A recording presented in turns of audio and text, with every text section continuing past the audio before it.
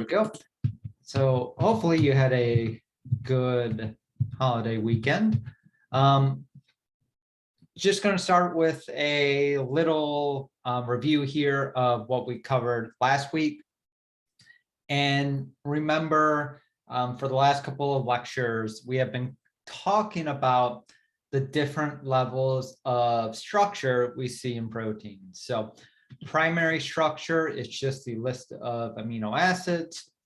Secondary structure is local backbone conformations of proteins.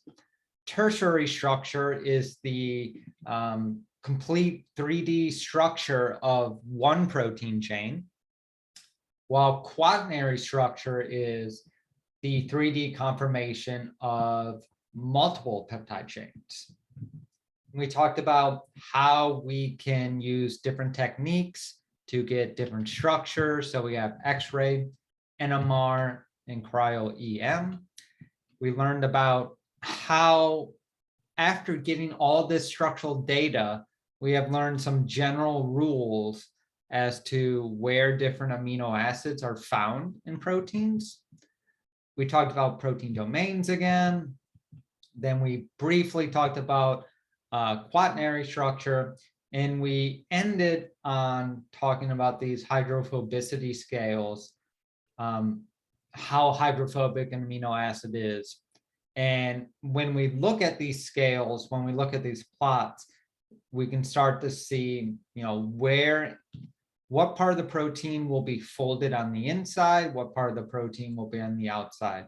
Remembering that due to the hydrophobic effect, hydrophobic amino acids will be on the inside of your protein. Hydrophilic amino acids will generally be on the outside. And that is where we ended. So we're going to talk about other interactions we find in proteins to begin with.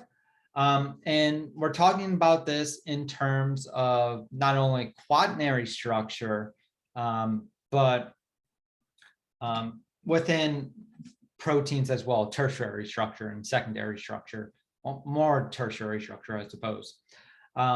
So like I want to say, like I just mentioned, we talked about the hydrophobic effect.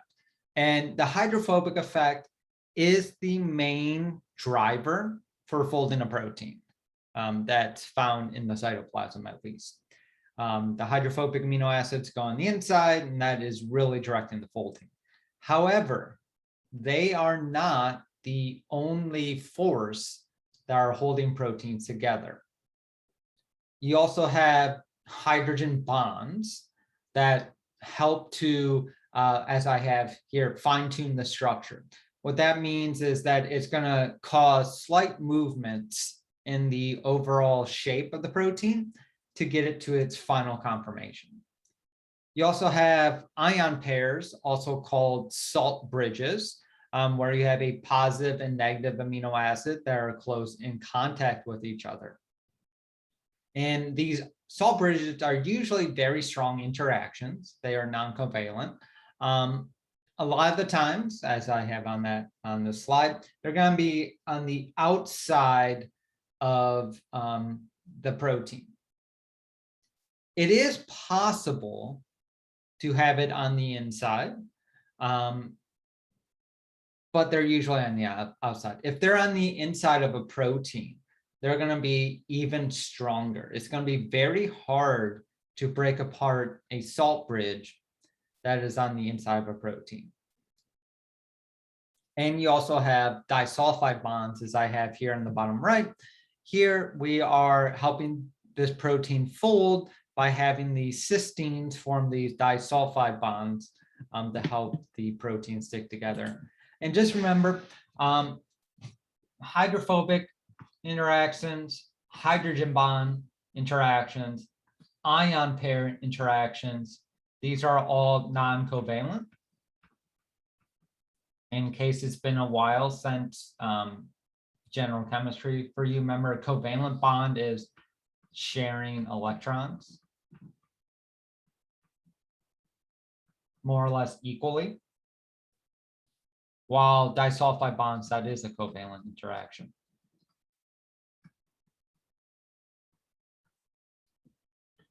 So just a little warm-up question for us on the day after a holiday. Let's imagine that you have a protein that has quaternary structure. That is, it's made out of different subunits that are forming an overall 3D shape. And I have this in solution at a pH of 7. And then I add some acid in and drop the pH to like a pH of 2. What would happen to quaternary structure if I change the pH? What would happen to the quaternary structure of a protein when you change the pH of its solution that it's in?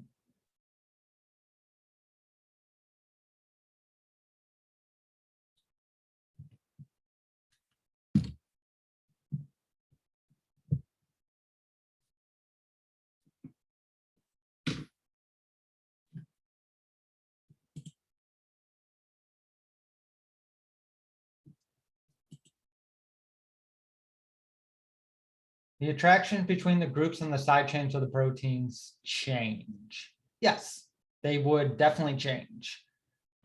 Take that one step further.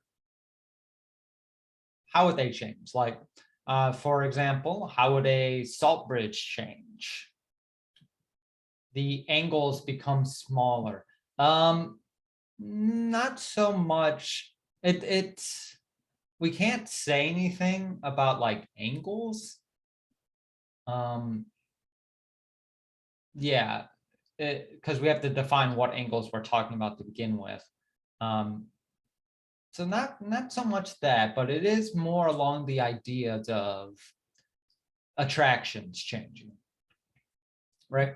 Because remember, quaternary structure, if we think about what's holding quaternary structure together, usually there's no covalent bonds holding these groups together. Usually it's hydrophobic interactions,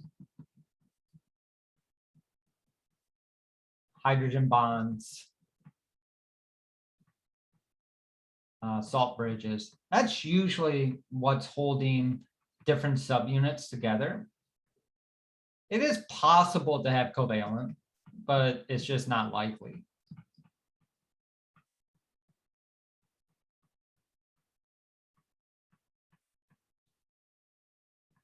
COO minus gets protonated. That does happen if you lower pH. Yeah. So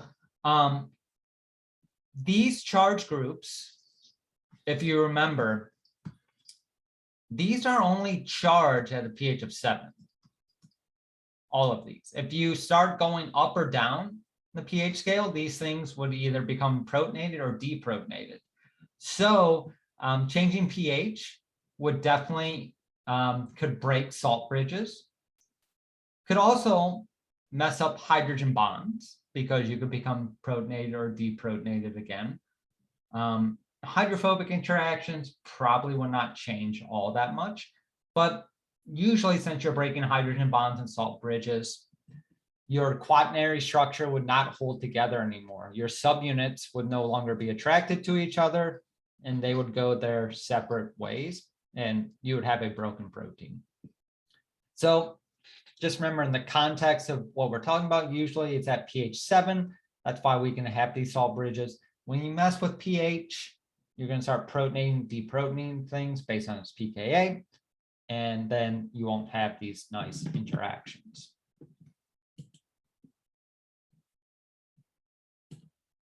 So any questions about those ideas?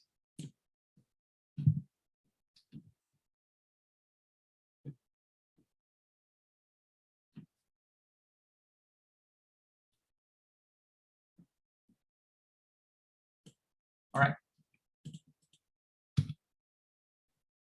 Now, let's talk about a very famous experiment done in 1957 by Amundsen.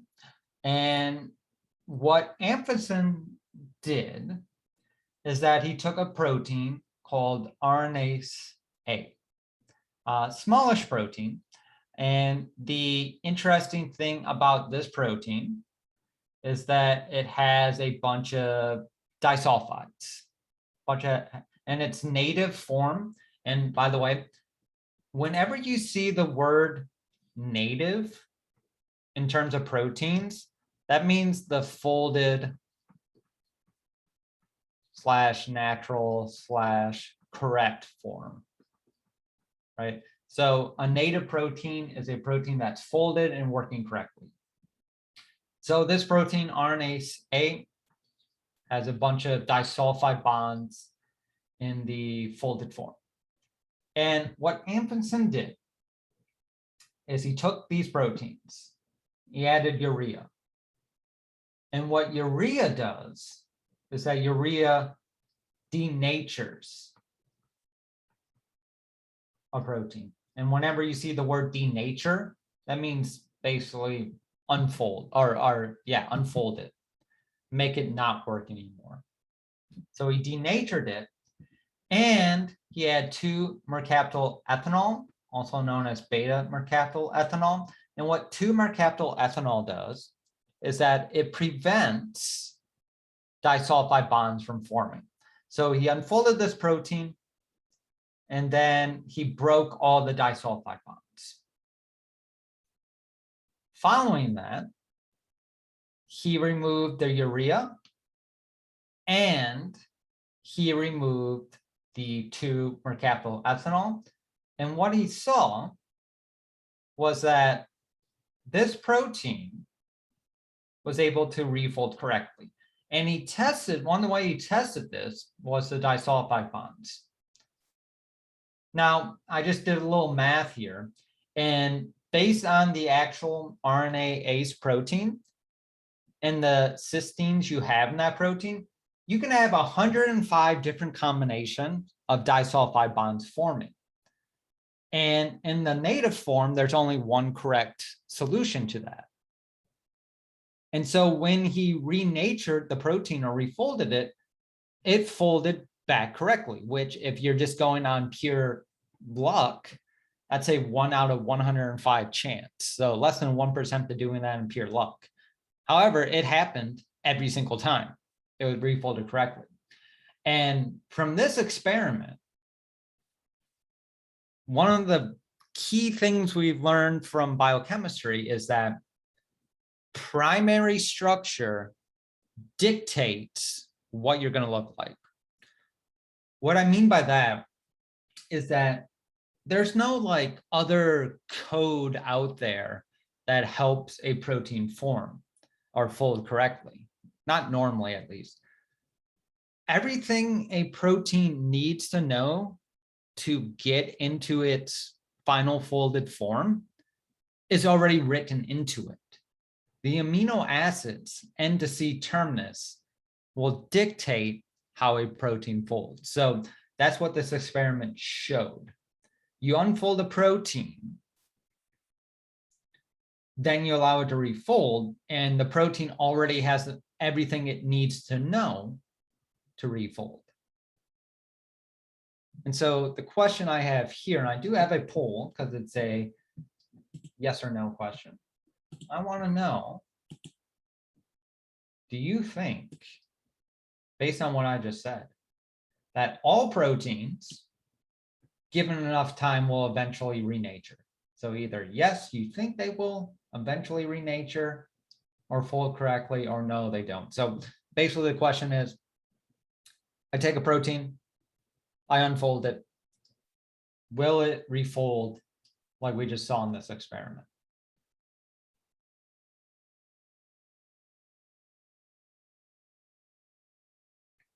So I'll give you like 30 seconds to think about that one.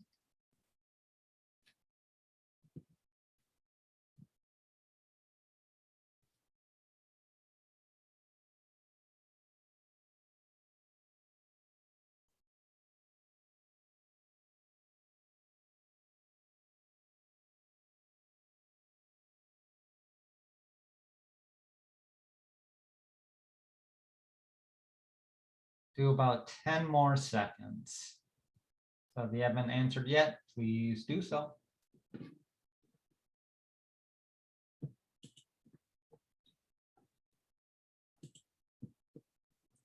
All right. Interesting. So 1 sec, let me just save the poll responses.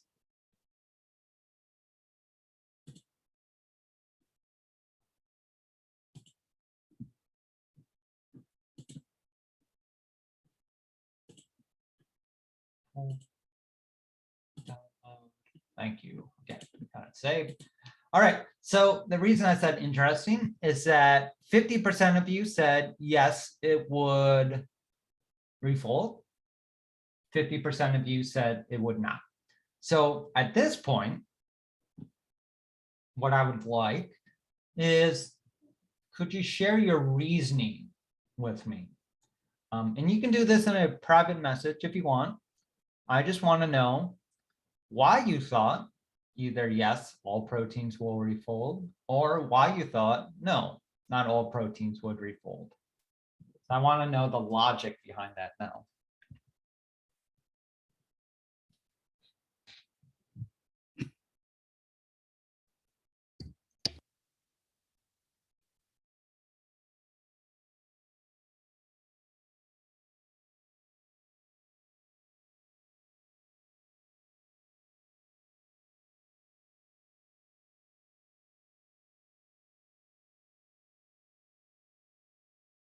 So feel free to put your what you thought when you were answering that.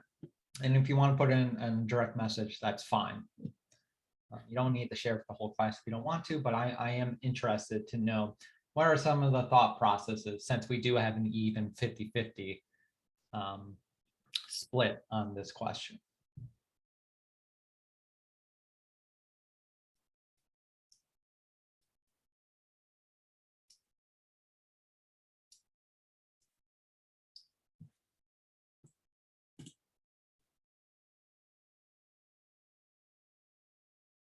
So one, no, because once proteins are denatured, they become inactive, so they can't renature. Well, to that, I would say Amundsen, he picked a protein, he denatured it, and he renatured it, and it worked correctly. So we can't say that as a blanket. We can't say all proteins will follow that, because he did show one that does it, do that. So just, yeah, I don't think I mentioned it, but the protein worked 100% from Amundsen's experiment. When he denatured it and renatured it, it worked correctly. I think not, because not all of the proteins have the right environment to refold. Okay. Thought it would because the structure seems spontaneous, so it would be probable. Okay. Chose no because I didn't believe this experiment could apply to proteins in every situation. Thought proteins could be permanently denatured, like when using Nair, the protein is, oh, using that product Nair, the protein in hair is permanently changed. Okay. Hydrophobic effect and other secondary bondings are destroyed when proteins are denatured, so that's why I thought no. Again, I'll say to that, well, Amundsen destroyed it and it came back. Said no, because with the RNA ACE, there is really a small percentage of a denatured protein actually becoming renatured. That is true, but again, Amundsen saw that. With like, I think it was 90% of his copies all came back. I said no, because I felt that if everything tends towards greater disorder, then unfolding is more disordered and it would be versatile to get more ordered and refold. Again, that is true. Amundsen saw that. So the actual answer to this is no. Not all proteins will spontaneously renature. And in fact, RNA ACE A is actually a rare case of where it does. So normally when you, and somebody said this, when you unfold a protein, it usually does not refold because it does not have the right environment, right? So primary structure does dictate what it's going to look like. But keep in mind, when a protein is growing, right? Well, who wants to remind us what makes a protein?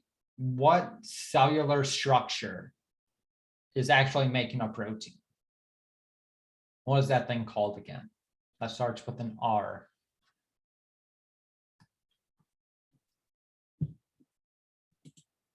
The ribosome. Yep. So remember, inside your cell, you have ribosomes. And ribosomes are these protein RNA structures. So you have protein plus RNA. What is the charge of RNA again? Does that have a positive charge, negative charge, neutral charge?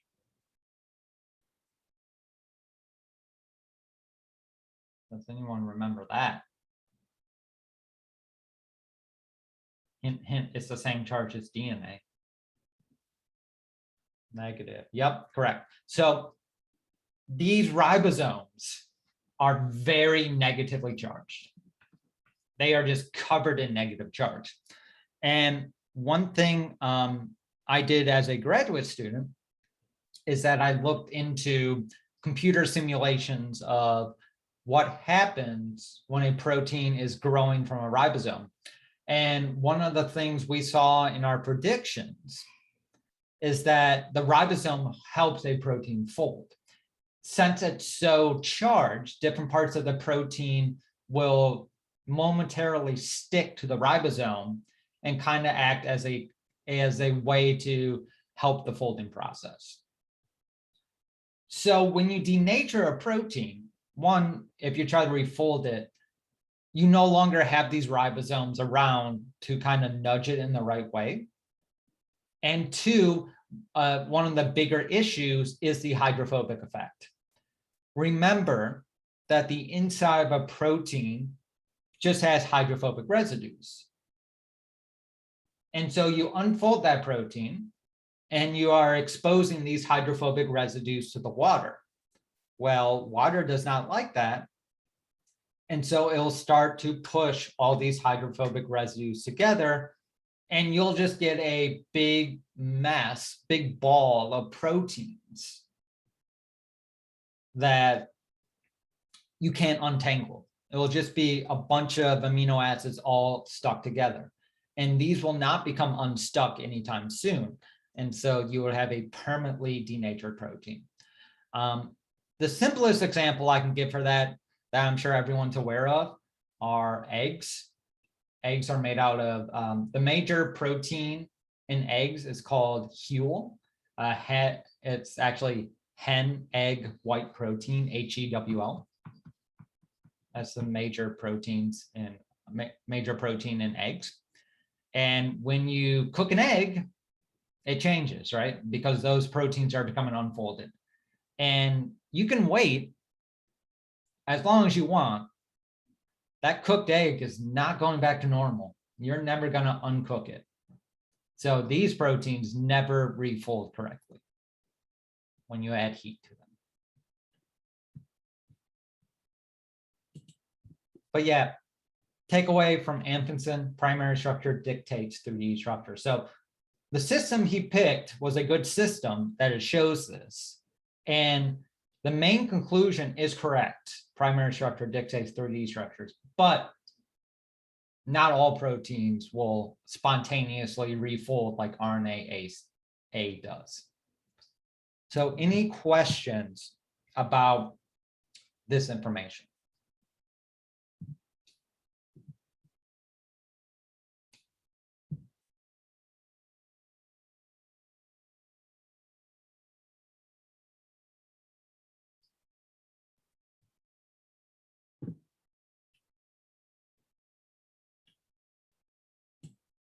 All right. And that ends the slideshow from Wednesday. Let me get the one for today up. That would be July 5th.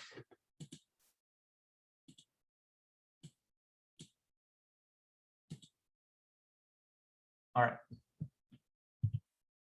And 1 second.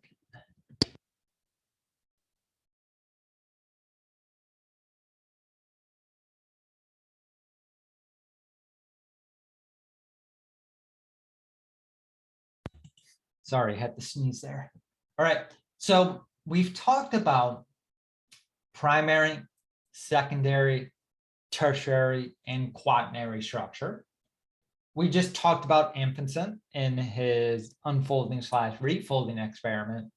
Now what we're going to look at is how a protein actually folds. And we're going to take a very, very basic look at this.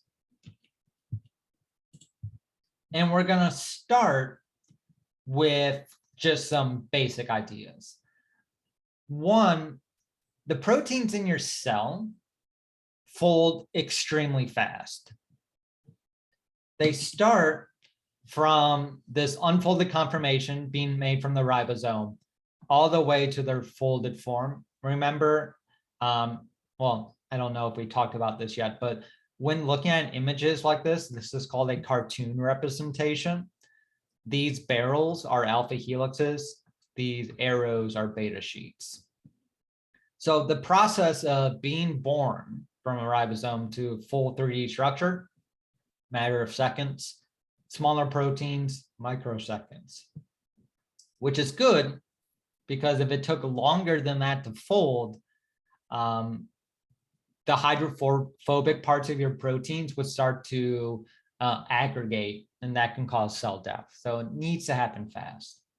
And generally, there's structure to how a protein folds. That's what I mean by directed folding pathway. There's a series of steps a protein will follow to become folded. So first, we get our alpha helixes and beta sheets to form. Remember that secondary structure are localized backbone conformations. So as soon as this part of the protein is coming off the ribosome, it's already going to be forming an alpha helix. As soon as the beta sheets are coming off the ribosome, they're forming. So they form more or less instantaneously as they're being created from the ribosome.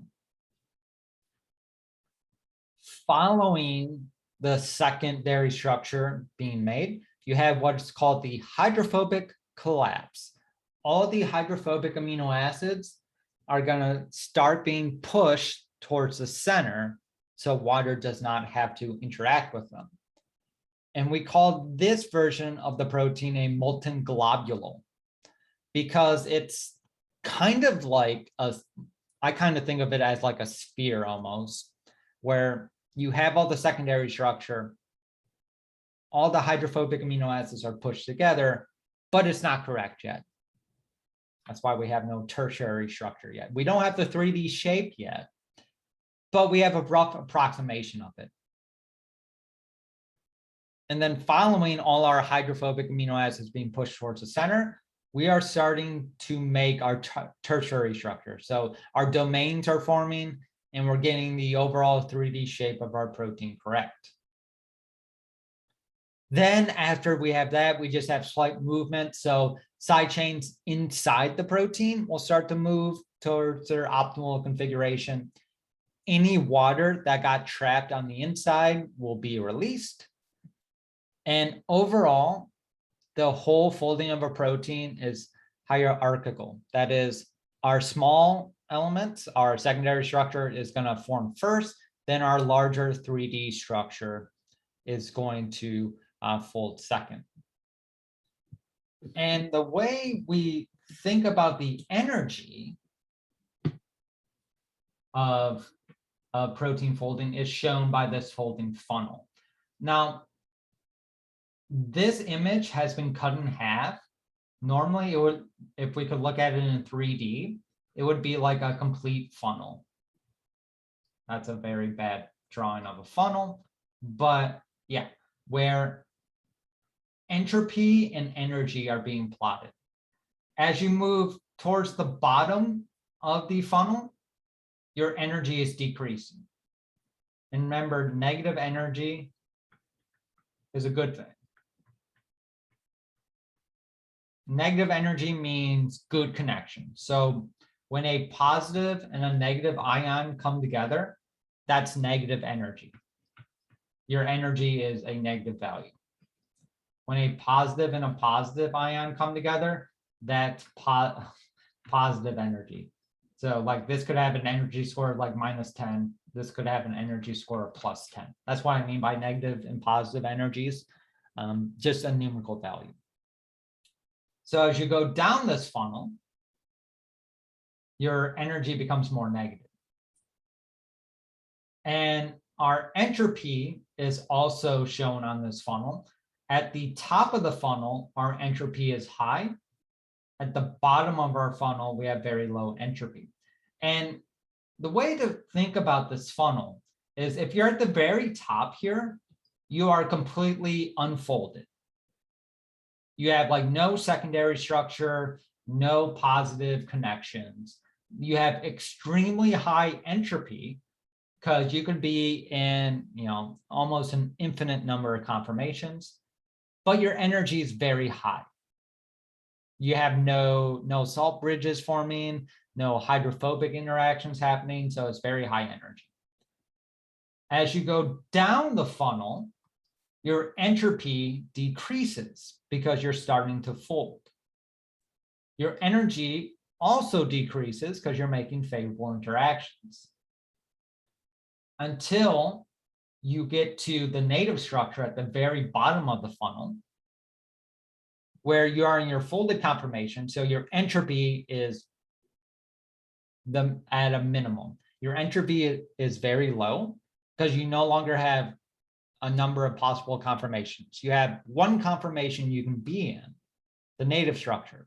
So your randomness is non-existent. You're not random anymore. You're folded. So entropy is very bad, but you have made a lot of good interactions. So you're also at your lowest energy. So that's good. That's why we fold, because we are making negative energy. Negative energy is good. So that's how we think of folding. You start somewhere on this funnel, somewhere on this 3D plane at the very top, in a very high entropy state. As you fold, you are moving towards the native conformation. You're lowering your chaos, your entropy as you do that, but you're also lowering your energy. So I have a few questions about this idea. First, we're going to start with our idea of thermodynamics. Remember, thermodynamics is really just the study of energy.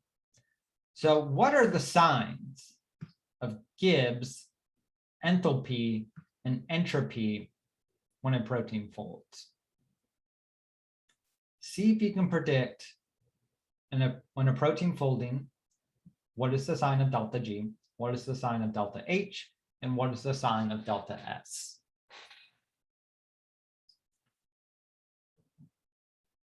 So G is Gibbs, enthalpy,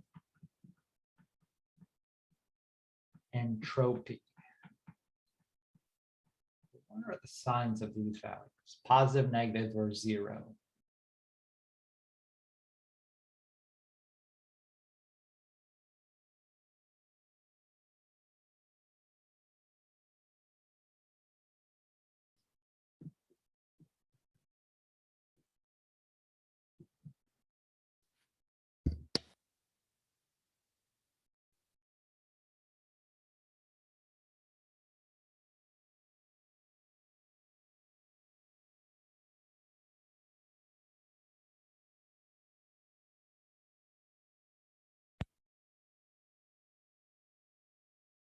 And anyone can feel free to answer this.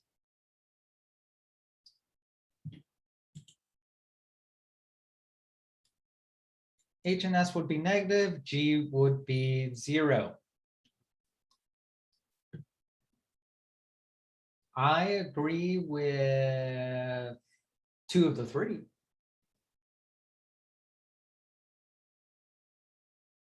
Would they all be negative? That G is wrong, right? G is a little off. Yes, that's the one I didn't quite agree with. They would probably all be negative. Because remember, Gibbs is saying if this process is spontaneous or not. Negative is spontaneous. A protein folds inside the cell, and it does so in a spontaneous manner, right? We don't have to put energy in to fold a protein, most proteins at least. Some proteins we do. Most proteins, as they come off the ribosome, they just fold. So that is a spontaneous process. And I'm going to skip over H for a second because H is the hardest one. Entropy, S. You are decreasing entropy because you're going from something with an infinite number of conformations in the unfolded form to something that has exactly one. So you're going from an infinite number of possibilities you can be arranged all the way down to exactly one conformation you're going to be in. So your chaos, your entropy decreases a lot. So that's negative. Enthalpy is tricky. It is probably negative. The only reason why I say that one's tricky is because you have to remember that we are surrounded by water molecules. This isn't happening in a vacuum. The protein, it's constantly surrounded by water molecules. And so it is making interactions with these water molecules. And when we fold, we are breaking the interaction with these water molecules and forming new interactions with the protein. However, the interactions we're forming in the proteins aren't stronger than the ones that we have with water. They're about the same when it comes to bonds. So overall, delta H is just slightly negative. And actually, this is a debate in biochemistry. What is the sign of delta H when a protein folds? That's very much still a topic for research. People have not come to a conclusion on to the thermodynamics of folding. But it stands to reason that it's probably slightly negative, just slightly. And overall, delta G is slightly negative as well. A protein is barely, and I talked about this on Wednesday, I think, is barely stable inside the cell. Once you get a fever and your body temperature just changes by a couple degrees, you go up to a fever of 100, 101, which is not that different compared to your normal body temperature. Like if I stepped outside and I said it's 97 versus I step outside and it's 100, that doesn't feel that different to me. But your proteins will unfold when you get to a fever of like 100 because they are barely stable. So that extra energy from heat is enough to make them become unfolded. But those are the signs of the folding. And then we have these little hills. My next question is that what are these hills? And I'll just go ahead and answer that. When a protein folds, it can sometimes fold incorrectly. And we call these incorrect foldings intermediate states, where it looks like you are kind of folded correctly, but you're not in the best folding form you can be. And I really wish I had my button shirt on today because that's how I usually demonstrate this. So I have to think fast here. How am I going to do this? All right, I guess I'm going to do this. So imagine, and I'm going to stop the camera here. So imagine I was getting dressed today and I did not put my arm through my armhole. And I said, got dressed like this today for some reason. I am like an intermediate protein where I'm kind of folded. I'm like halfway there. I have one arm through the sleeve. It's just my other arm decided to go through my head hole. And this is an okay conformation. It's not uncomfortable. It's just not the native form. And so I can stay here for a little bit, but eventually I'm going to want to go to my native conformation. And so to do that, I have to take energy, remove my hand from my head hole and go into my armhole. Now I'm a folded protein. So I'm going to go back to the PowerPoint and try to relate that to an actual protein. So what these, let me get my zoom controls back. What these hills are showing is that when you're folding, you sometimes hit the intermediate state where you make connections that are not correct, but energetically speaking, they're okay. But to get to the folded native structure, you have to break these connections. So you have to put in energy to break the bonds you formed to continue to go downhill. So sometimes in energy terms, these hills are called local energy minima, where imagine you're on this funnel and you can't like see the whole funnel. You can only see what's in front of you. And you're trying to fold and you come to this region and you see a giant hill in front of you. You might think, oh, I'm done because I'm at the lowest point I can be at. However, that's just one intermediate. Eventually, you want to go to the global energy minimum, which is right here. However, if you're stuck at a local energy minimum, that means you made an incorrect bond, an incorrect interaction. You have to put energy in to break that interaction to go to the global energy minimum. Does that idea of protein folding make sense to people?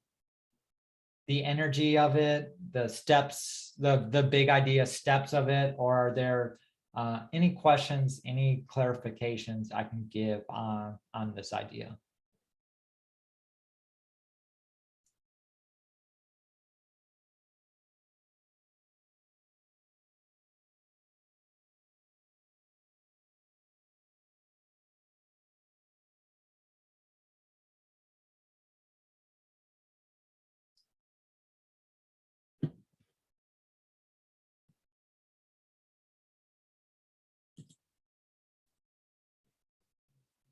Well, if there are no questions, we can move on that.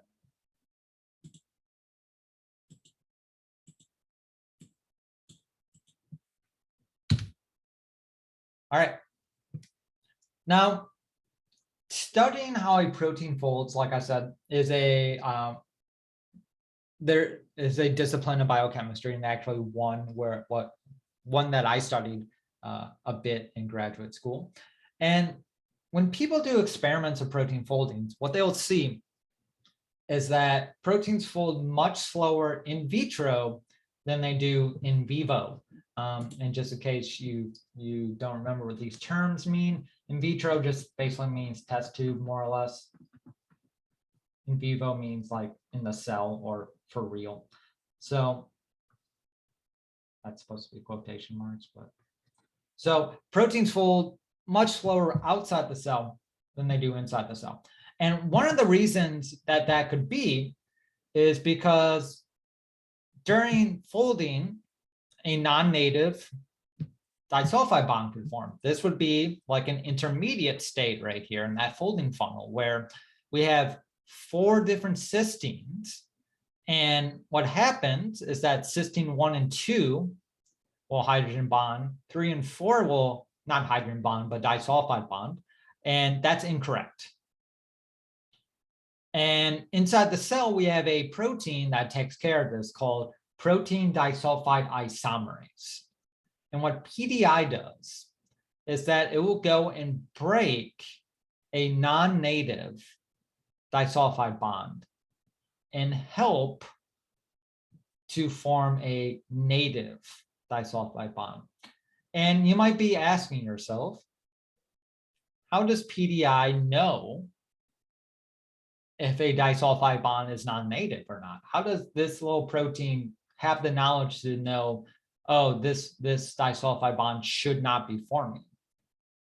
And that's because PDI binds to hydrophobic regions or a hydrophobic patch.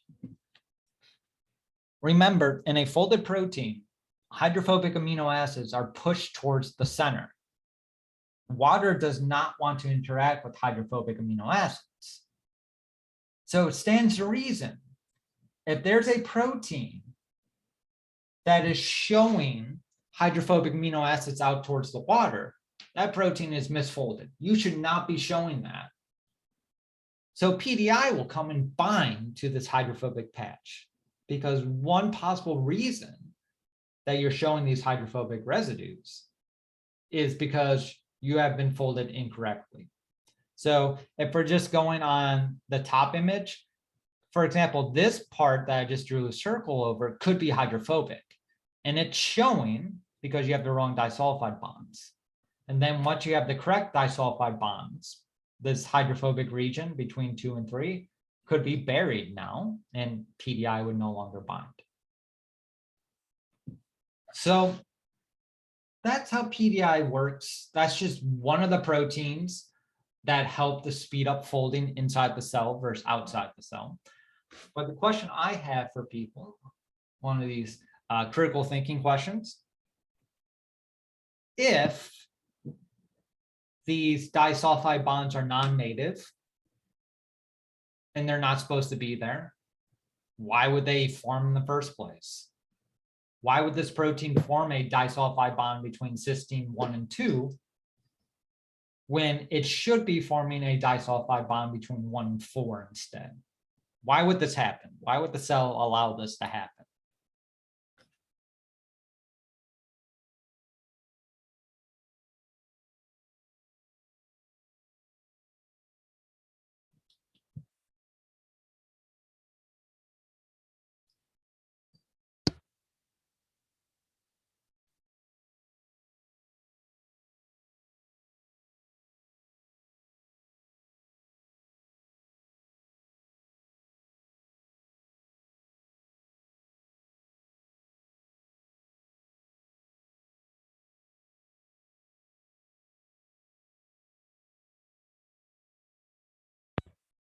Because they are closest together and they are hydrophobic, they're trying to hide from water by bonding close to thing.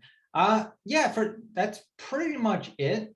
I'm just gonna modify your answer a little bit, but you got the general gist of it. So imagine, again, we're in the ribosome and this protein is being formed. And here is cysteine 1 and cysteine 2. And so they come off the ribosome. And what cysteines do is that they naturally just form disulfide bonds.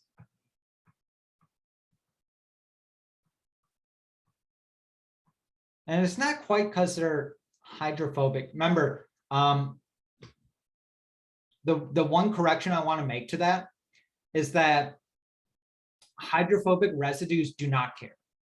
They would be perfectly fine interacting with water. They're fine. When you talk about oil and water, oil would be perfectly happy being dissolved in water. Oil, it does not care. It's the water that's not happy. It's the water that drives this interaction. But cysteines, they just naturally disulfide bond. It's what the SH, that's what SH does. It just naturally forms a bond. And so if you have two cysteines that are close together, they're just going to form a disulfide bond. That's what they do. So when you're coming off the ribosome, 1 and 2 could be close to each other, so they'll just form a disulfide bond every single time.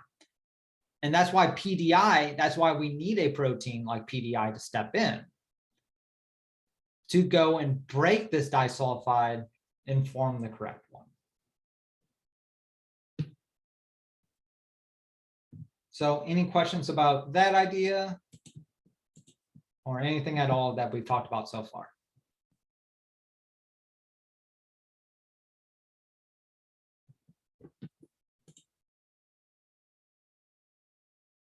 Would it be possible for cysteines 1 and 3 to bond, or would they always make a way for olefins to make bonds? It's possible that 1 and 3 would bond.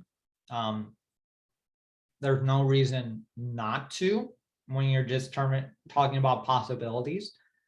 However, once PDI steps in, so protein disulfide isomerase is, you usually have, it's like a class of proteins, right? There's usually just not one protein called PDI, but there are multiple proteins that are PDIs, right? And so they're usually specific enough to work on a protein to refold it correctly. So like one PDI will work on one protein that always forms the wrong disulfide bond. And these have evolved enough to get the correct disulfide bond correct. So once PDI comes in, it's probably not going to make a mistake of putting 1 and 3 together. But if you're just talking about in terms of possibilities, would it ever be possible for 1 and 3 to form a disulfide bond? I don't see why not. It's probably going to be unlikely just because 1 and 2 are close in space. And when they come off the ribosome, like 3 and 4, if we're talking about the ribosome, 3 and 4 have not come off yet, right? We're still reading RNA here. So the protein is not made yet. So 1 and 2 have been created from the ribosome. So they are close and they'll form a disulfide bond. So possible, yes. Will it happen from this model? Probably not.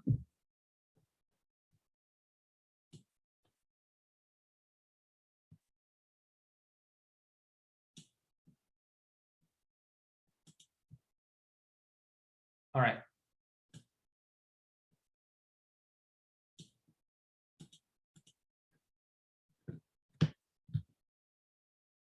Now, when talking about protein folding, not all proteins fold correctly when they come off the ribosome the first time around. Sometimes a protein folds incorrectly.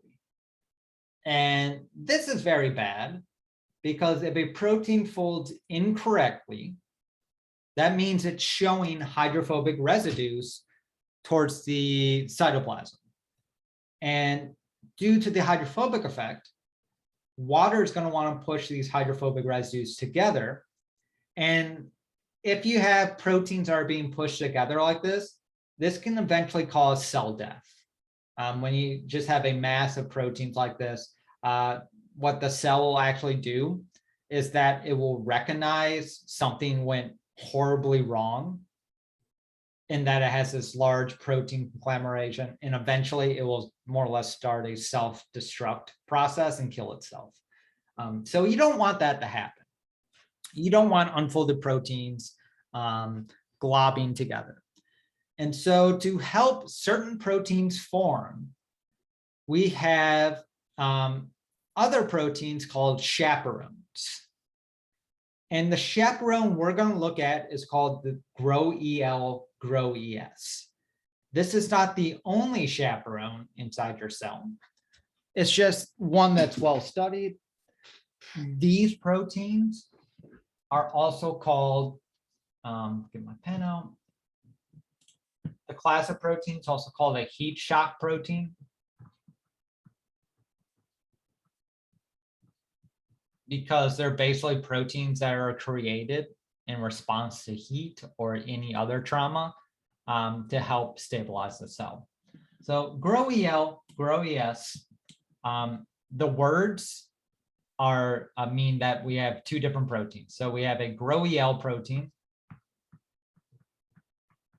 and we have a GroES protein. And the way that this protein forms is that it has two different GroELs. That's why we have red and green here. These are separate proteins. And although it looks like it, you cannot cross from one chamber to another. So between the two GroELs, you cannot cross. They are just connected together. And let's look at how this helps form protein. So we're going to start here in the top left. And the first thing we have is misfolded protein binds.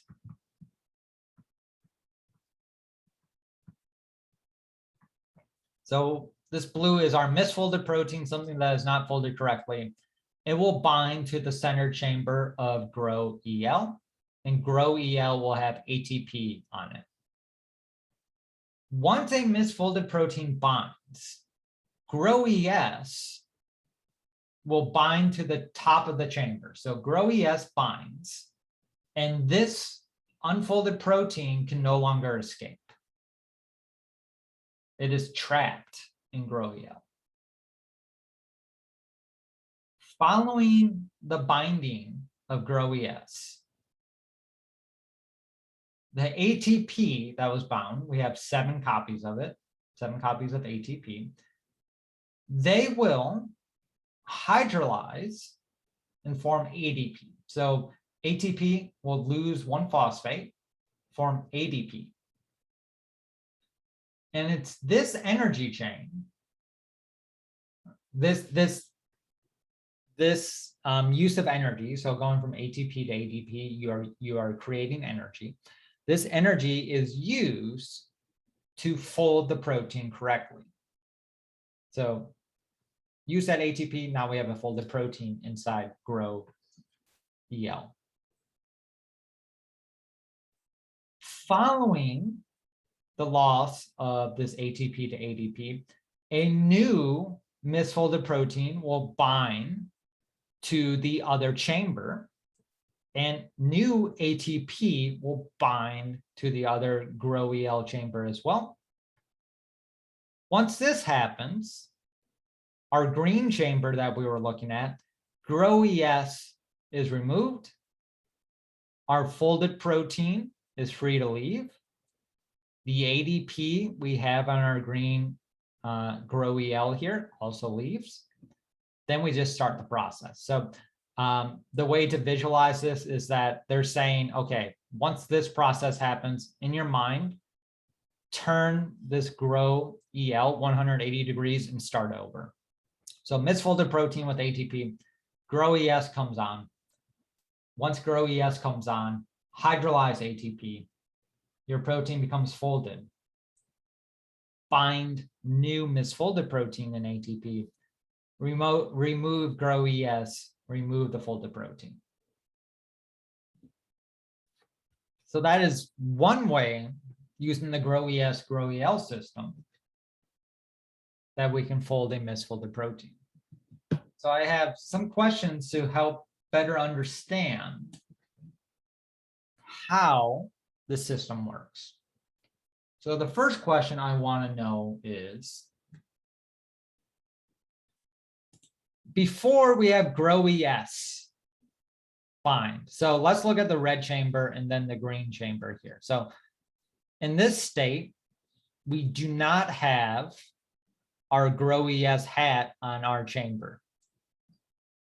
I want to know what type of residues are inside GroEL to get a misfolded protein to bind.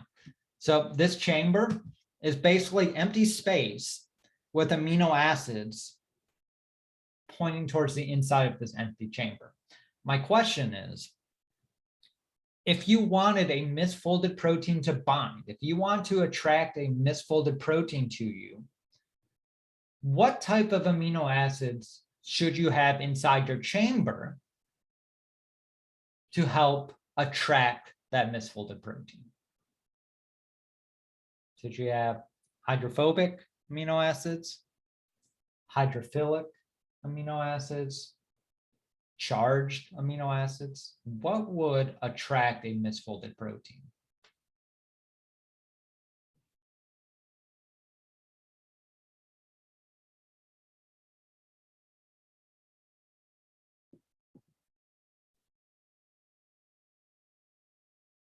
And to really understand this question, think back to what we talked about on Wednesday and today. What is normally hidden if a protein folds correctly?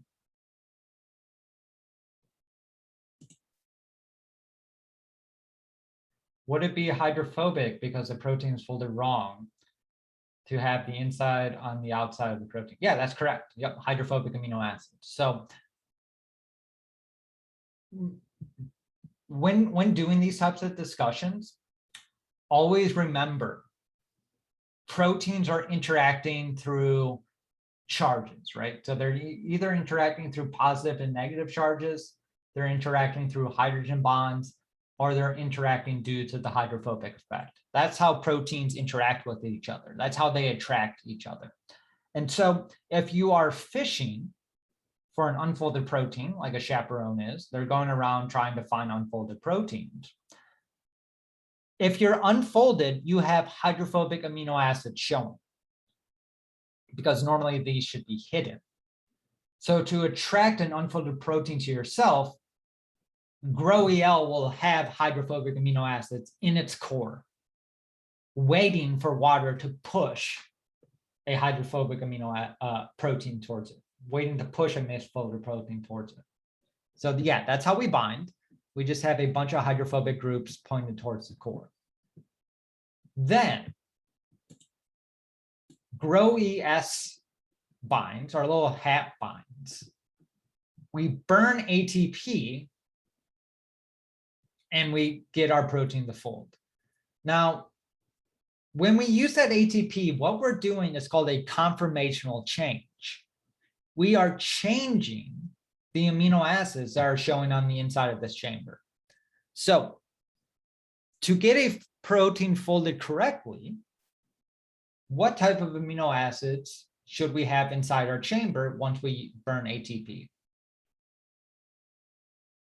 Do you think we should have inside our chamber when we're trying to fold a protein? Should we have hydrophobic amino acids, hydrophilic amino acids, or charged amino acids at that point when we're trying to fold it?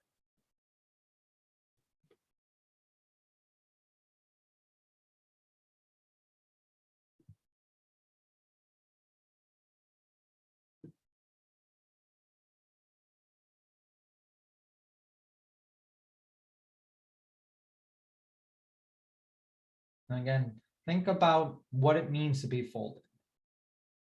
What am I trying to hide away? And how can I do that inside of a restricted area? So the way I really think about this is like your misfolded protein is inside of like a cell. And I can change the amino acids that are on the walls of this cell. If I want you to fold, when we correctly said to get that protein into the cell, originally we're going to show hydrophobic amino acids. That's a way to trap it.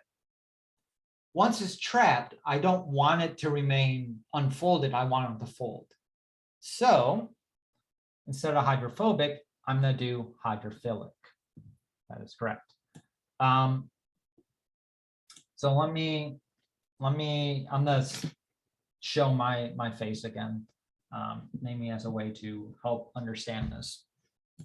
So when I want to bind, I'm going to have hydrophobic amino acids.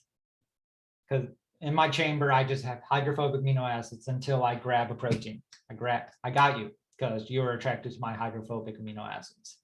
But I want you to fold correctly. So what I'm going to do is I'm going to spend ATP and I'm going to take away my hydrophobic amino acids. And instead, I'm going to show you hydrophilic amino acids. So now this unfolded protein is surrounded by hydrophilic amino acids. We are trying to replicate the cytoplasm. We're trying to say, okay, unfolded protein, you are now surrounded by water, hydrophilic amino acids. So you better hide away those hydrophobic groups because we don't want to interact with that. You don't want to interact with that if you can, because you have all these charged amino acids that you want to interact with too. So we are replicating the cytoplasm, making that protein hide the hydrophobic amino acids, and show the nice hydrophilic amino acids on the outside. That's what that ATP is doing. That's the point of the ATP to ADP interaction right there. We are switching from hydrophobic amino acids to hydrophilic amino acids. And although this image is showing it done in one go, a lot of the times, I don't know if it's a lot, but what happens sometimes is that we'll do this. We'll try to fold the protein, but the protein does not fold correctly. So once we release it, we'll just rebind it again and try again. And we'll keep doing this until we actually bind our protein. Or sorry, until we actually fold our protein correctly.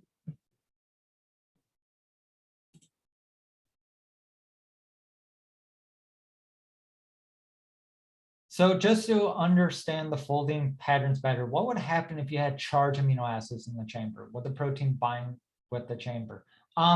So initially, if you have nothing in the chamber, you have no unfolded protein in there, and you're showing hydrophilic / charge. Remember, charged amino acids are also hydrophilic. They fall in that category as well. You would not bind an unfolded protein. You would probably bind nothing, because the way proteins interact is through a very refined interactions. Like they fit together like puzzle pieces. They have been refined over, millions, if not billions of years for their interaction. So they fit perfectly together. So if I just have random charged amino acids in the chamber, I'm not going to attract anything. That's why I just have hydrophobic groups out there, and the hydrophobic effect just smushes hydrophobic groups together. Then when I burn the ATP, it's very possible that inside GroEL, you have charged amino acids showing there, showing towards your unfolded protein. And it's just a way to force the hydrophobic residues to go towards the center. Because if your unfolded protein also has charged residues, well, they want to interact, right?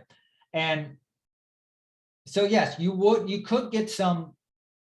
I don't see why you would not get some minor salt bridges inside the chamber.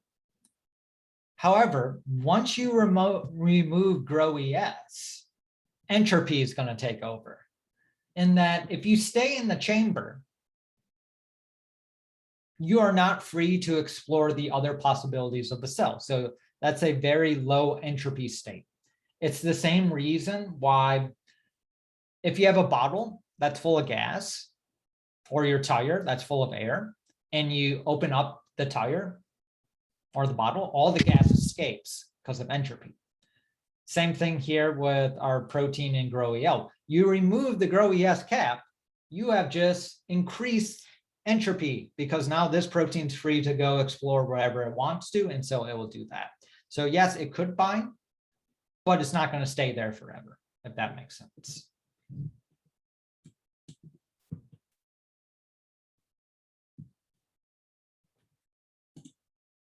Okay, and then we have our last question here. This one I will answer just so we can move along here.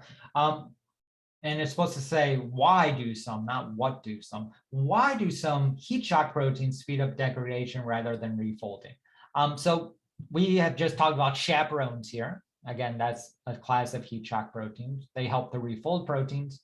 Some heat shock proteins just destroy proteins. And the reason they do that is, remember I said, if you have a lot of unfolded proteins that are coming together due to the hydrophobic effect, and you just get this mass of unfolded protein, that will lead to cell death. So one way to fight that is just destroy proteins as fast as possible. Just chop them up into amino acids. Then you don't have this mass of unfolded protein, and you're not going to trigger the death response. So it's a way to try and save the cell by destroying unfolded proteins instead of to refold them, because you don't have time to refold them. It's much faster to chop up a protein than it is to try and refold the GroEL, GroES system. And just one more thing I want to say about this. I've seen this confusion a lot. Not all proteins need a chaperone. In fact, most proteins don't. Most proteins fold correctly by themselves because primary structure dictates tertiary structure. They don't need anything else. It's just that some proteins, like slow folding proteins, so something with a lot of beta sheets, they are slow and sometimes they need help through a chaperone. All right, any other questions about this?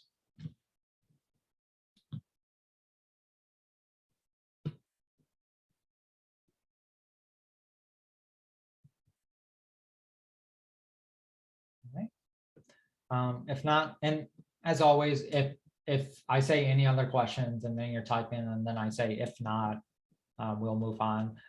Don't delete your question, so put it up and I will address it once I see it pop up. All right. Now let's talk about diseases that can occur due to unfolded proteins. And you probably heard of a couple of these diseases: Alzheimer's, Huntington's, Parkinson's. These are diseases that are caused by unfolded proteins that will aggregate together. And these unfolded aggregates are called amyloids. And diseases caused by amyloids are called amyloidosis. Again, Alzheimer's is probably the best known. It's caused by a protein called amyloid B. And nobody knows at this point what amyloid B does inside the cell. We don't know its function. But we do know that these amyloid beads will start to build up in your brain. And they'll form these plaques. And here's an example of what these plaques look like on the bottom right here, where you just have beta sheets that start to just form on each other. So they start to pile up, pile up, pile up, pile up to get these, and that's what these plaque spots are, to get these plaques. And these plaques will build around neurons and kill the neurons. And that's why people with Alzheimer's disease, they don't remember stuff as well, right? They start getting confused easily because they are losing neurons. Parkinson's, you are losing neurons, so you're starting to lose your motor control with that, right? And the scary thing about this, and this is why we think Alzheimer's is a disease that appears in older people, is because this is probably happening right now. There are probably people listening to this, and maybe me included as well, where right now these fibers are slowly accumulating inside your brain. We're starting to get these slow depositions. And over the course of decades, they will start to build up more and more and more. And then your neurons will start dying. And that's why it's a late onset disease, where it's happening throughout your lifetime, but you don't actually see the result of it till too late. And so one way to think about how to stop this is stop the rate at which this protein is made. Because if you don't have this protein being made, then you don't have these plaques forming. Another one is to just try and break up these plaques as well. Because the idea is if you don't have these plaques around, you don't lose neurons, and then you don't have these memory issues. So yeah, that's one bad thing that can happen from proteins not folding correctly. They can form these plaques and kill off cells, kill off neurons, lead to these diseases.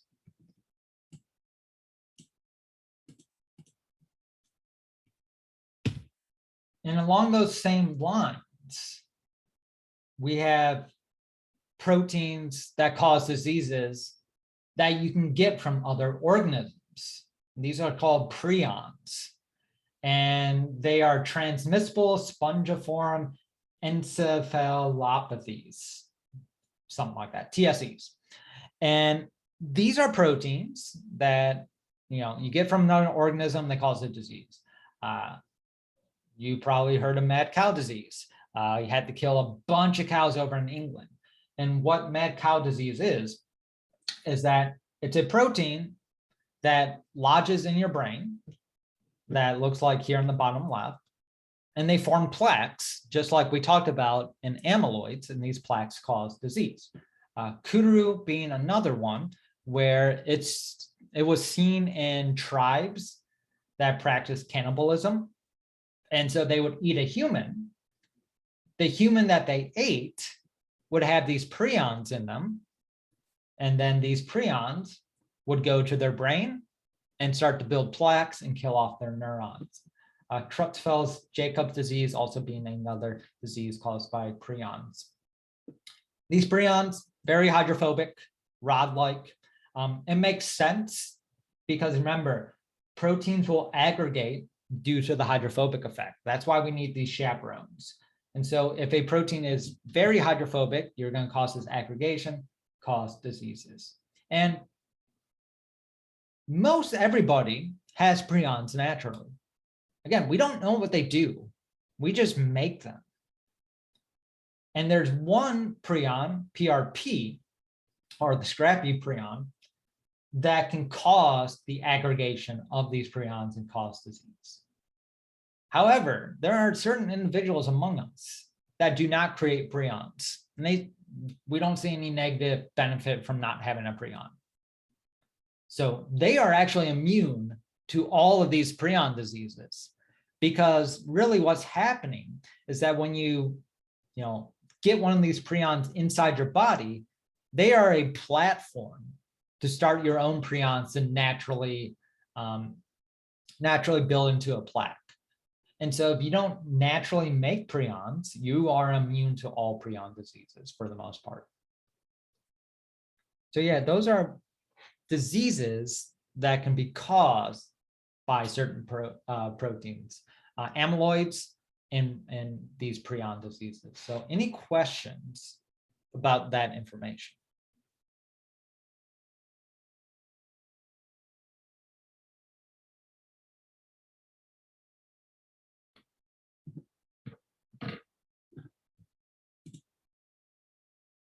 How do you know if you lack the gene? You would probably have to do some genetic screening for that, I would imagine.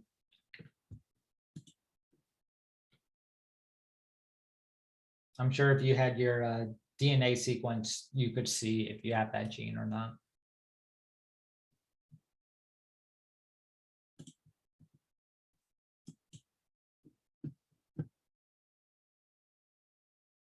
All right, any other questions?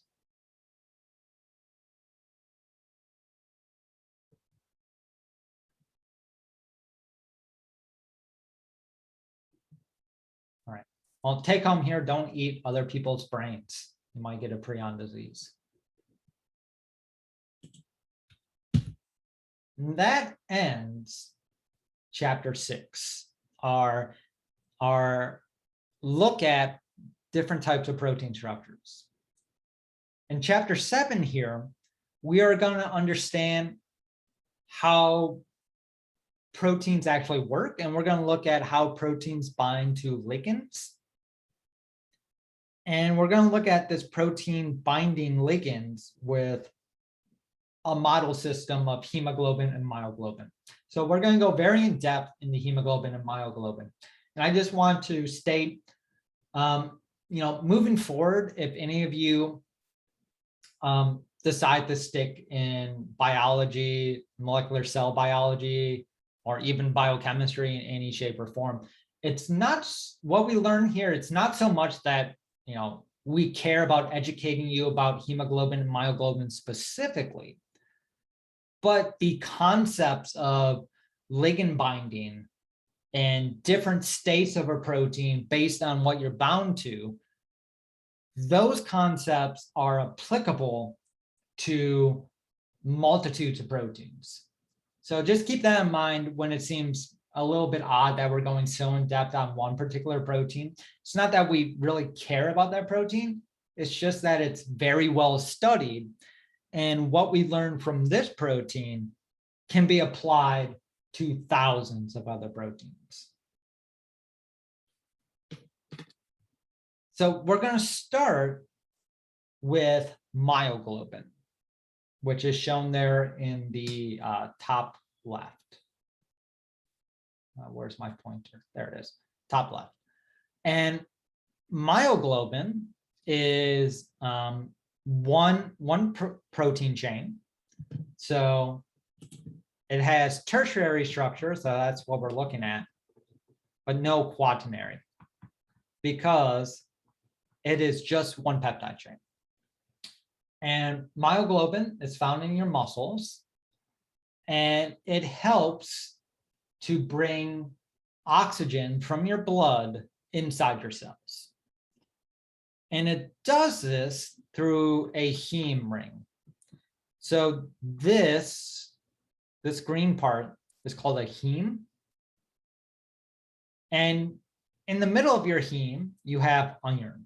So that's why your blood has that very irony taste, if you ever tasted your own blood before. It's because your blood is full of hemoglobin, which has the same structure as our myoglobin here for the most part, where you have iron in the middle, surrounded by histidines, where we bind our oxygen. That's how we carry it. And what we're going to focus on to begin with is the mathematics behind proteins binding ligands. And our formula for binding is shown here. So let's read what this says. So YO2 is percentage or fraction of myoglobin bound to oxygen.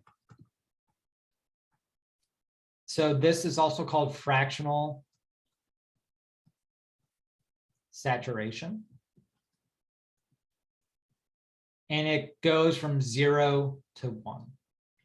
So this number is basically saying what percentage of your myoglobin is bound to oxygen, all the way from 100% of your myoglobin bound to 0%. And this fractional saturation is based on two things. One is based on the concentration of oxygen. That's just concentration of oxygen. And since oxygen is a gas, we talk about concentrations as pressure. So that's why it has PO2 here. We can directly relate pressure to concentration because of the ideal gas law, if you remember that from general chemistry. So it's based on the concentration or pressure. It's also based on this variable K, which is called the dissociation constant. We're also going to call that P50. So anytime you see P50, that also means K. And what the dissociation constant is, it's a ligand concentration where you are 50% bound and 50% unbound. So what I mean by that is if you had 4 myoglobins, 1, 2, 3, 4, at the dissociation constant, if you have a oxygen pressure that is equal to your dissociation constant, 2 of your myoglobins would have oxygen bound to them. 2 of them would be unbound to it. So 2 would be bound to oxygen, 2 would not be bound to oxygen. And in general, the lower you see a dissociation constant, the stronger the binding. Like I said, if you go on in the field of molecular cell biology, biochemistry, people talk about dissociation constants all the time. If something is nanomolar, that means very strong binding. Like it is extremely strong binding if your dissociating constant is that low. Now, how do we figure out what this dissociation constant is. How do we experimentally find out K or P50? And we can do that through a graph like this. Here, we are graphing fractional saturation on the Y versus pressure oxygen on the X. And what you do is you find the 50% mark. You find 0.5. And you draw a line to your curve. And this curve is just plotting, like I said, fractional saturation versus pressure oxygen. And we have this curve. So you do the 0.5 mark and you draw a line. Once you hit your curve, you drop it down to the x-axis. And whatever this concentration is your P50 or your dissociation constant. So this is roughly like 2.9 for myoglobin. That's not a number you have to memorize or anything. But what this says is that when the pressure of oxygen is 2.9 torr,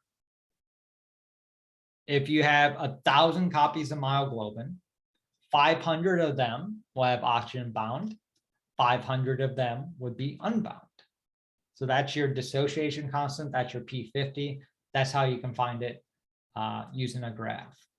So any questions about the information presented here?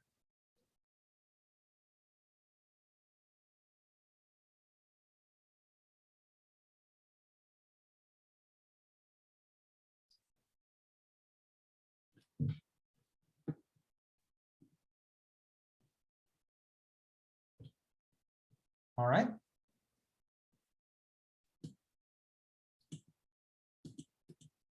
Well, then I have a question for everybody here. Here's some data. What's K based on this data? Based on what I just said, please estimate the value of K.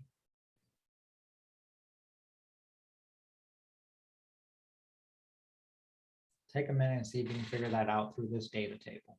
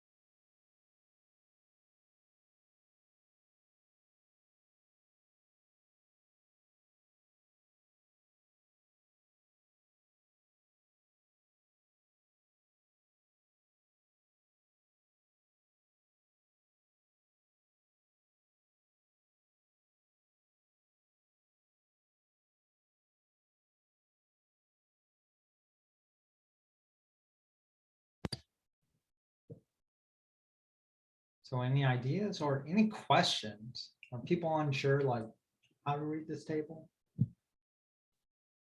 Confused what you're looking at? Let me know.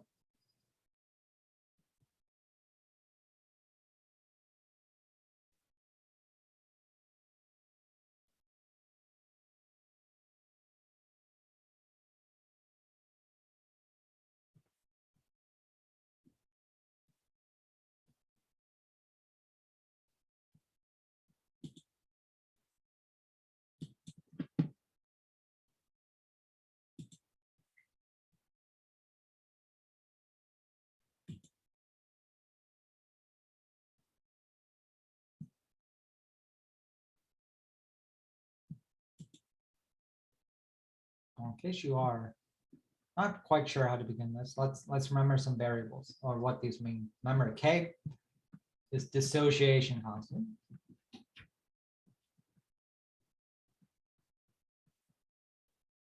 And it's the ligand concentration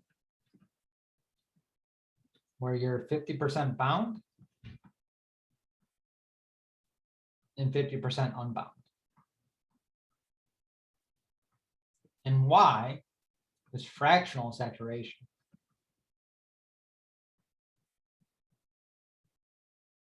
And that's saying percent bound. So what I'm asking you is, at what ligand concentration, based on this data, are we 50% bound and 50% unbound?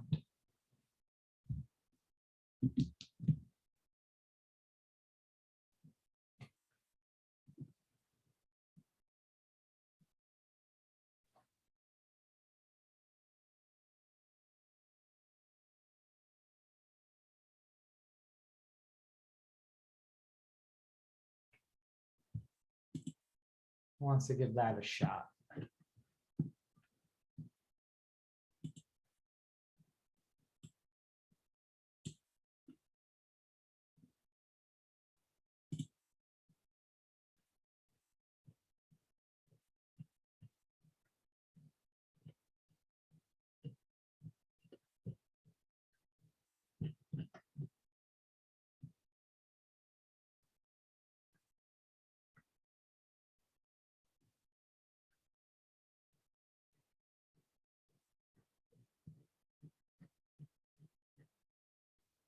All right, if we're not getting any volunteers, oh, looks like we did get a volunteer. I was just about to call on people.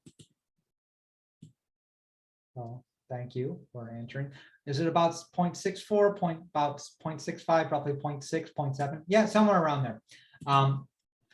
What we know from this data is we're looking for the 0.50. It's going to be somewhere between 0.5 and 0.8. So you just have to make your best guess, roughly 0.6, right?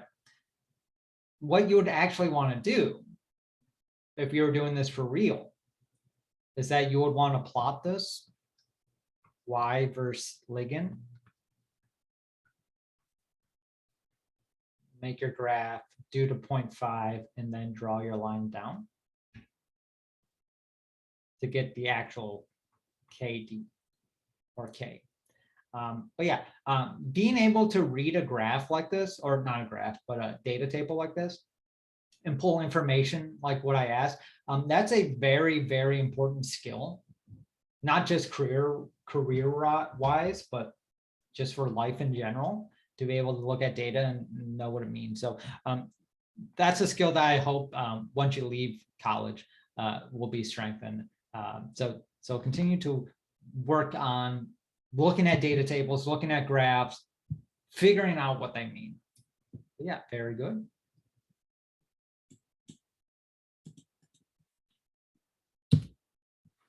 Now, myoglobin just has one heme. It can only bind to one oxygen at a time, so it's either bound or unbound. However, hemoglobin's more complex. So hemoglobin is found in your red blood cells, and your red blood cells are actually like 90% hemoglobin. And hemoglobin has 4 hemes. It's a tetramer. Tetra means 4. So it's a tetrameric protein. So it has 4 subunits. And each subunit basically looks like myoglobin. So we have 2 alpha and 2 beta subunits. What that just means, it has nothing to do with alpha and beta sheets. It just means that 2 of the 4 are identical to each other, and they're called alpha. The other 2 are just called beta, and they're identical to each other. And each alpha and beta has 4 hemes. And when no oxygen is bound, that's the deoxy form. And due to the magnetic or the light properties of iron inside the heme, it appears blue to us. So when no oxygen is bound, that's why you see in your veins you have blue blood. It's because the properties of the iron in this heme. When oxygen is bound, the electrical properties of this iron changes due to the oxygen being there. And now the red visually, or the blood visually becomes red to us in the oxy form. And during binding of oxygen, you have changes in hemoglobin structure. The biggest change that you can see on this plot is in the center. So when hemoglobin does not have oxygen bound, you have this big area in the center of your 4 subunits. When it's bound, this area shrinks. And what we see is that hemoglobin has what's called cooperative binding.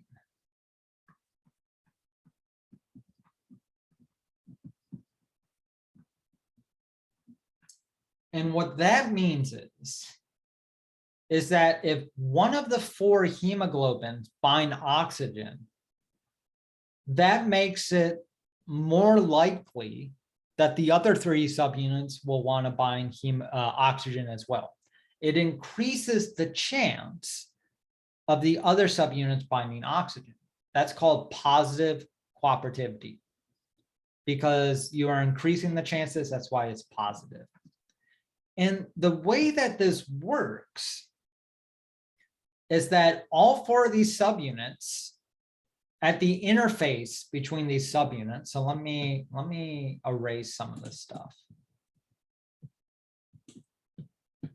So where the subunits interact, so let me draw. So it's like here, here, here, and I think like right here, more or less.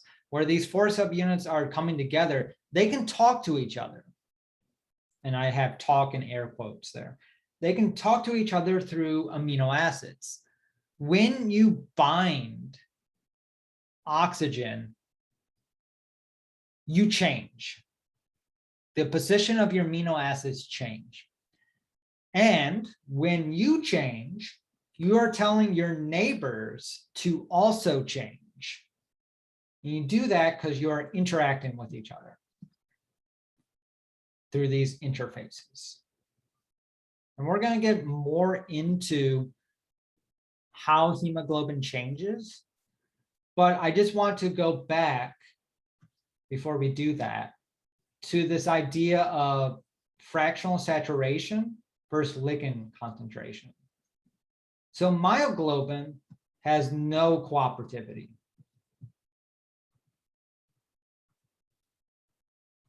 And the reason why it has no cooperativity is because it only has 1 subunit. So the definition of cooperativity is when you bind one ligand, you affect the rate at which you bind other ligands. Myoglobin has 1 binding site. So when it binds a ligand, it has nothing else to affect. And this type of curve that we're seeing that just goes like straight up, that is a no cooperativity curve, binding curve. However, if our binding curve is sigmoidal, that is, it looks more like an S,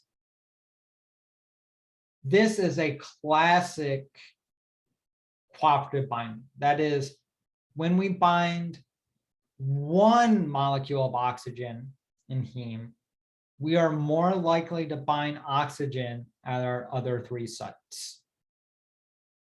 So that is an example of positive cooperativity, and it looks like an S on our curve, on our graph, rather. So any questions about what has been presented here, or any clarifications?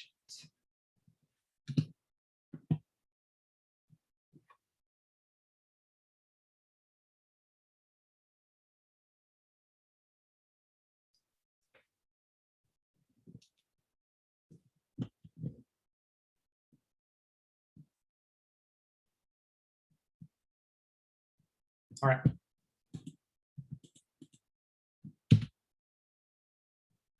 So what I would like you to do, if you have access to it, I want you to get a little practice at looking at this data and plotting this data.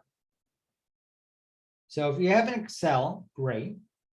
I would like you to try and plot this data and tell me from data sets A and B, which data is most likely to be cooperative binding, and which one is not cooperative binding. And while you do that, I will make a plot myself and share it with you in a couple minutes. But yeah, we're gonna get some practice at looking at these plots. So plot the data, and based on this data, tell me which one is cooperative binding and which one isn't. So I'll give you a couple minutes to do that.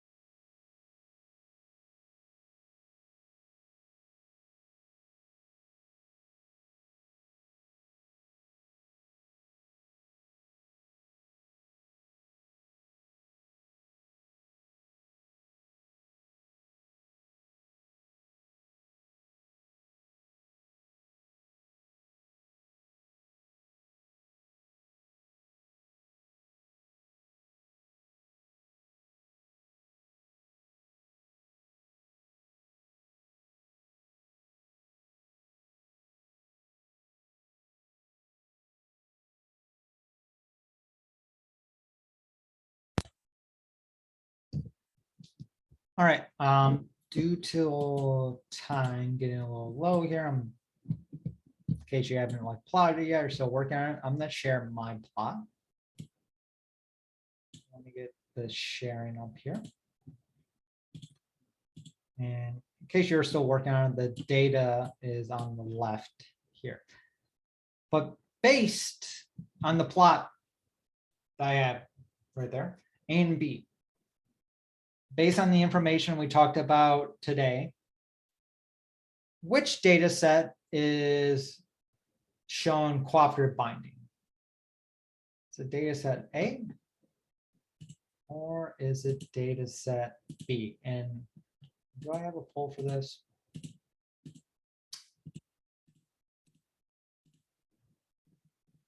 I do not.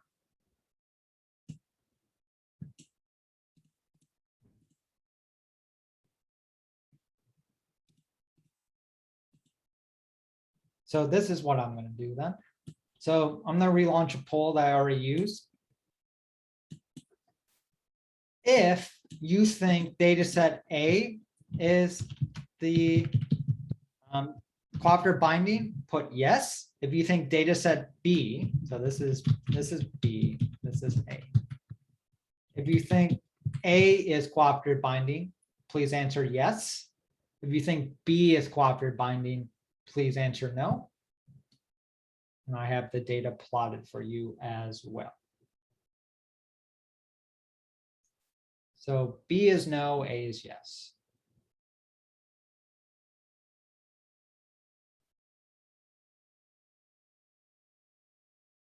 Based on what we said, what does cooperative binding look like when it's plotted? That's what you're asking yourself.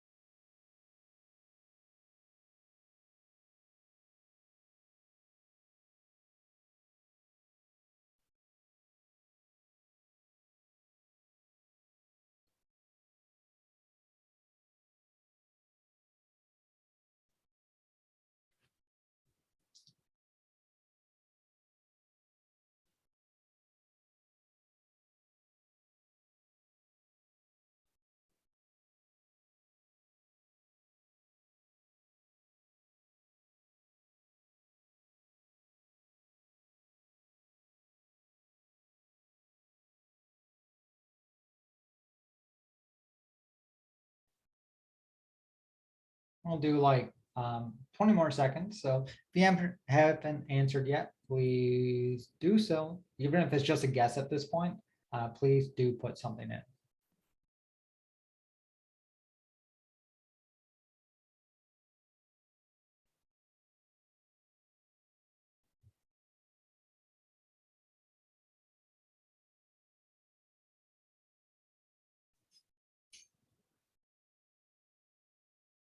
Last call, 10 seconds.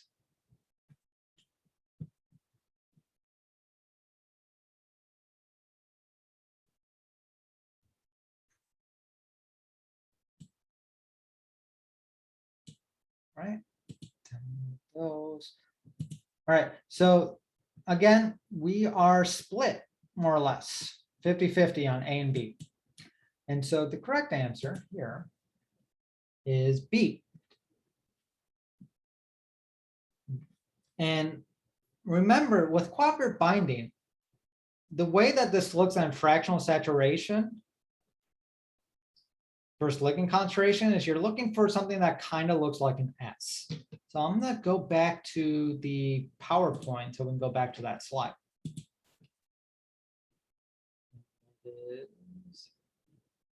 This one. So let's compare myoglobin and hemoglobin. Myoglobin does not have cooperative binding because it only binds one thing. And so that plot, there's no like S shape. It's just a curve. Hemoglobin has cooperative binding because when it binds something, it affects the binding of the other hemoglobin, the other hemes. And so when you're looking for cooperative binding, you're looking for this more sigmoid S shape. So that's why when you plot the data, B has a much more pronounced S shape than A does. So any questions about that or anything at all that anyone has any questions on?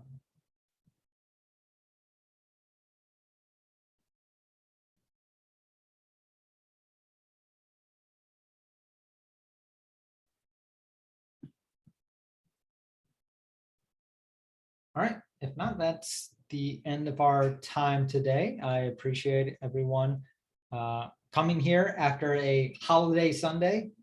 I know myself, if I was in charge of things, I would have gave everybody the day off today, but university decided not to do that. So thank you for stopping in, 8 a.m., July 5th. I will put up a homework. And yeah, if you have any questions about anything, don't hesitate to reach out for me. Otherwise, I hope to see you all on Wednesday and have a good rest of your day. Take care, everybody.